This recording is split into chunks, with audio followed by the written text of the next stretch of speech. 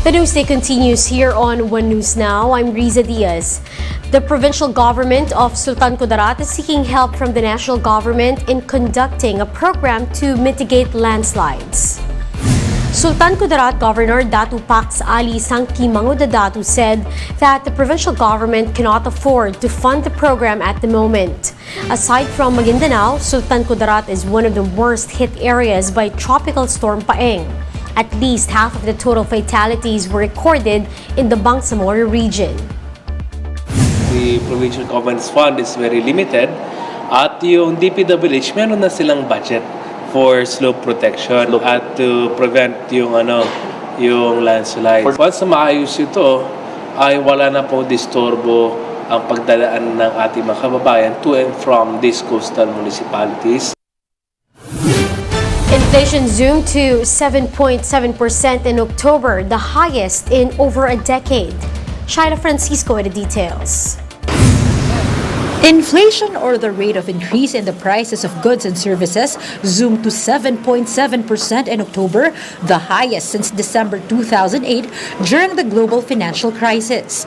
This is also higher than the 6.9% rate from September. High food prices, the Russia-Ukraine war, and fare hikes drove the uptick in inflation. The purchasing power of the peso also declined further. With the current inflation rate, the value of 1 peso in October dropped to 85 centavos. However, price increases are expected to persist, especially after the impact of back-to-back typhoons. Para sa isang mamimili, katulad nyo, I wish na ito na yung peak, but of course, as your national statistician, at nakikita natin yung mga datos, sabi ko nga, medyo may push tayo dito sa food prices. Substantial probability of an increase. In other words, it's not certain that this is already the peak. For now, financial experts advise consumers to look for cheaper alternatives. One could also try adding sources of income by taking side jobs or selling unused items. Hindi lang dapat siya nakalimit sa pagbabawas ng gastos. Dapat naghahanap tayo ng extra ways on how we can make money also. Kung yung sweldo mo is enough talaga tapos tumaas pa yung bilihin, talagang it will be a stretch. Financial experts also advise consumers with year-end bonuses to save a portion of it for next year in case inflation remains elevated. Dapat the way people should approach it also, hindi lang dapat siya inuubos this December. It should also be something na tinatanim. It should be a seed for something that you will use also later on. So, I'm not saying na wag naman maging killjoy, wag enjoyin yung bonus, wag bilhin yung pinapangarap yung gadget. Pero dapat meron din portion doon na tinatabi. Shaila Francisco, we are One News. Inflation could peak by December at the earliest, according to one economist. Jonathan Ravelas told the chiefs that inflation rate could go as high as 9.3% by December. And because of recent natural calamities, Ravelas said inflation could remain elevated until the first quarter of next year. I am expecting probably inflation. Hopefully that materializes in December, at least with probably the height. Mukhang sad to say, talagang yung Noche Buena mo, kailangan yata tipirin mo. We'll be back with more stories after the break. Keep it here on One News.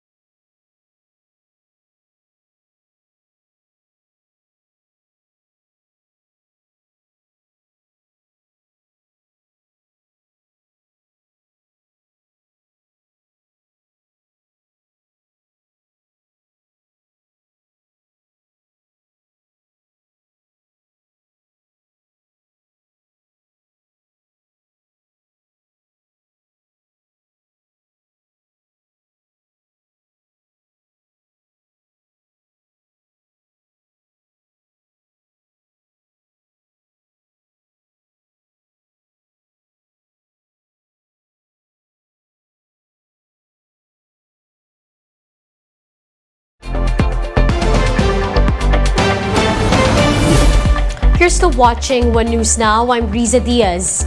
At least 10 individuals are set to face murder charges related to the Percy Lapid slay case.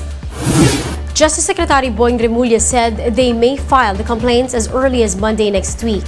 An affidavit from one person of interest also implicated high-ranking officials of the Bureau of Corrections.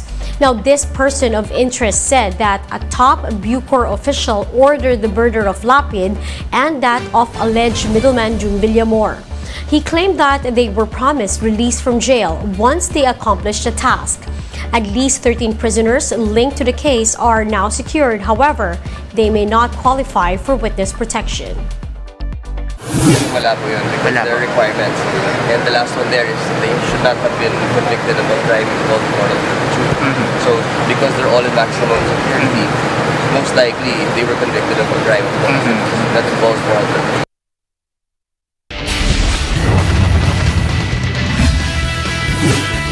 SEA Games gold medalist Carlos Yulo placed 8th in the men's all-around finals of the 2022 World Gymnastics Championships.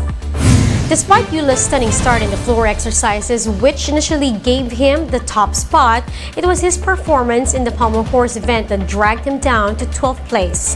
The Pinoy gymnast bounced back in the parallel bars but ran out of steam in the horizontal bar. Yulo earned a final score of 82.09 points, leaving him at 8th spot overall.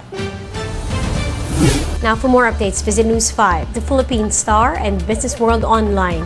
Visit our website, onenews.ph, for more in-depth analysis. You can also catch One News on Signal Play app.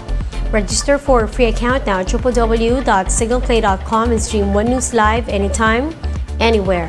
I'm Riza Diaz. We are One News.